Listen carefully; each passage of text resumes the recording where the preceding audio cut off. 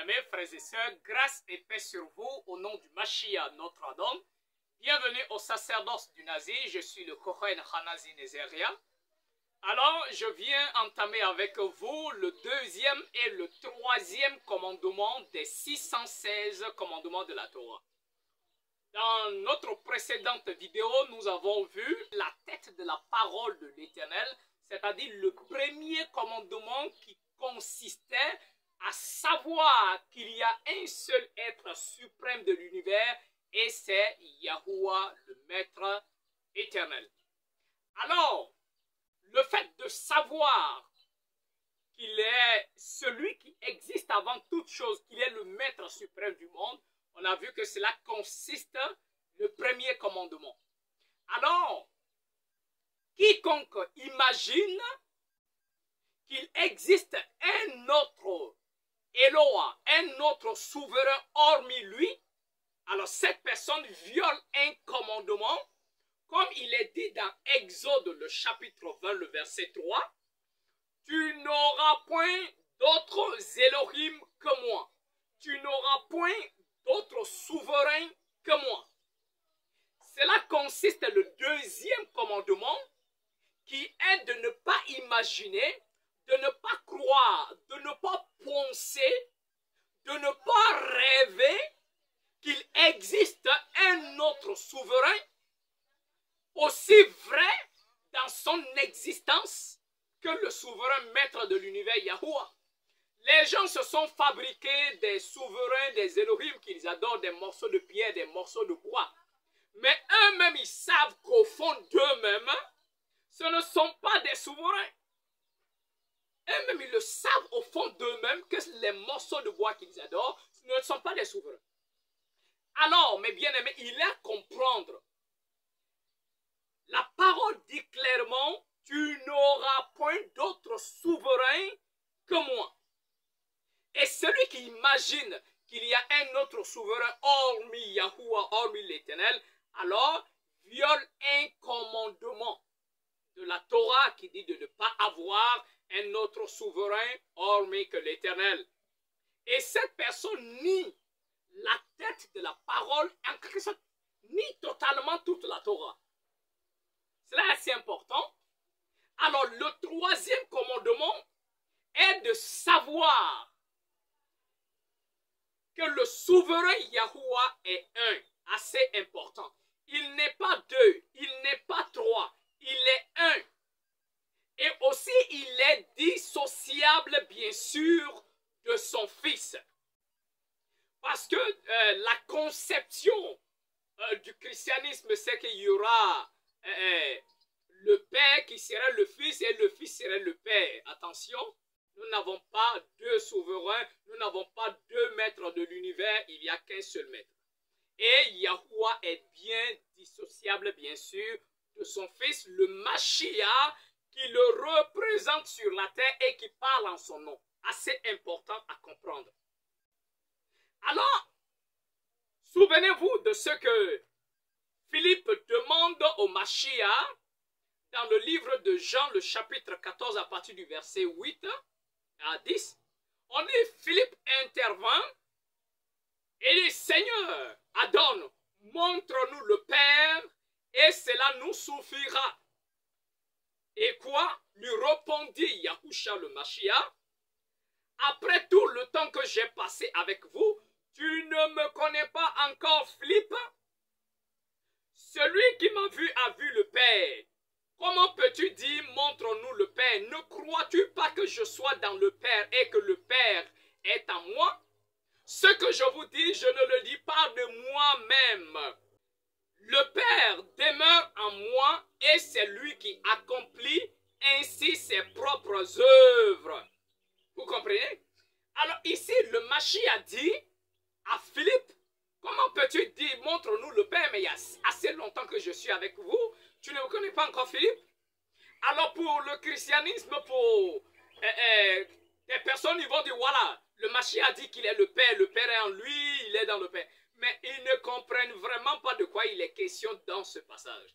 Le Mashiach disait aussi dans Jean le chapitre 10, le verset 30, il dit, le Père et moi, nous sommes un. Alors le fait que le Mashiach dit le Père et moi nous sommes un et que je suis dans le Père est en moi, ne fait pas de ce Mashiach-là le Père. Attention. Cette notion d'être un nous est bien expliquée dans le livre de Jean 17. Jean le chapitre 17 au verset 21-23. Regardez bien ce qui est dit. Le Mashiach dit enfin qu'il soit un. Il parle de ses disciples. Enfin qu'il soit un. Comme toi, Père, tu es en moi et moi en toi, afin qu'eux aussi soient un en nous, et que le monde croit que c'est toi qui m'as envoyé. Je leur ai donné la gloire que tu m'as donnée, afin qu'ils soient un, comme nous sommes un. Je suis en eux et toi en moi, afin qu'ils soient parfaitement un et que le monde connaisse que c'est toi qui m'as envoyé et que tu les aimes comme tu m'as aimé. Alors mes bien-aimés, si on est vraiment intelligent, le fait que le Mashiach disait qu'il est dans le Père et que le Père est en lui et que lui et son Père, ils sont un. Il prend l'exemple de cette façon-là pour dire au Père, je veux que mes disciples aussi soient un. Comme en comparaison de nous, comme toi et moi nous sommes un, qu'ils soient également un.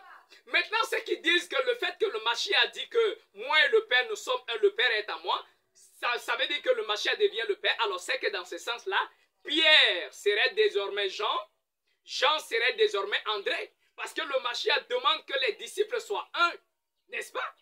Il demande que les disciples soient un. Comme lui et son Père, ils sont un.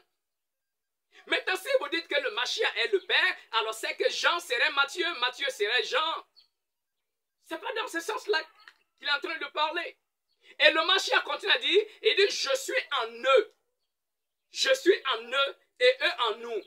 Maintenant, si le Mashiach dit qu'il est en nous, est-ce que ça fait de nous Mashiach?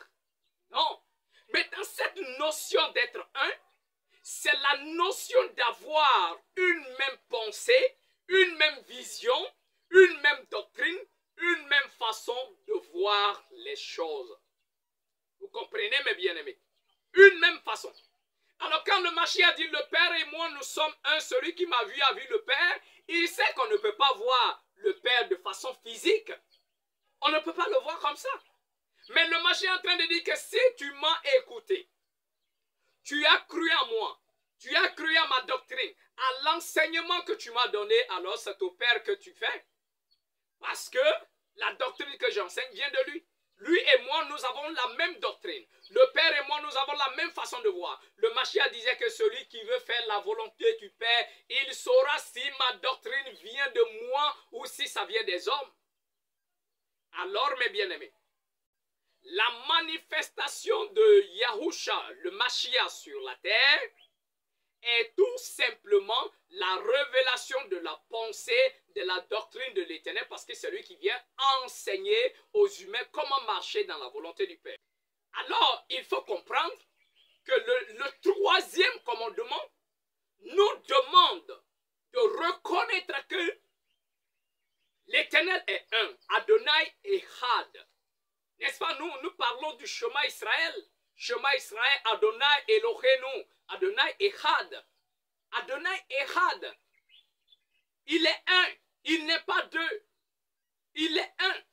Et il faut reconnaître, quiconque imagine qu'il y aurait deux ou trois souverains suprêmes, la personne est un idolâtre. Comme cette notion, cette pensée qui a été transmise par le christianisme qu'il y a, selon leur langage impur, il y a Dieu le Père, qu'il y a Dieu le Fils, qu'il y a Dieu le Saint-Esprit, trois personnes qui forment un Dieu, c'est archi faux. Archi faux. Adonai Echad. Et le Mashiach est son Fils qu'il a créé afin de venir nous sauver. Comme la parole nous dit dans Colossiens 1,15, la parole dit, le Mashiach est le premier-né. Le premier-né de toute la création. Le premier-né de la création. Alors si on dit qu'il est le premier-né de la création, c'est qu'il veut dire qu'il fait partie de la création. chose qui est créée ne puisse arriver à l'existence, lui, il a été le premier à être là. Assez important à comprendre. Alors, mes bien-aimés, évitez l'idolâtrie. Ne soyez pas des transgresseurs de la Torah. Ne soyez pas des associateurs, des personnes qui associent au seul maître suprême de l'univers, Yahuwah, autre chose ou quelqu'un d'autre comme le maître suprême de l'univers. Alors, cela est assez important à comprendre, que le Père nous accorde sa grâce et une bonne compréhension de sa Torah. C'était le Kohen Hanazi Nezeria. Je vous dis Shalom.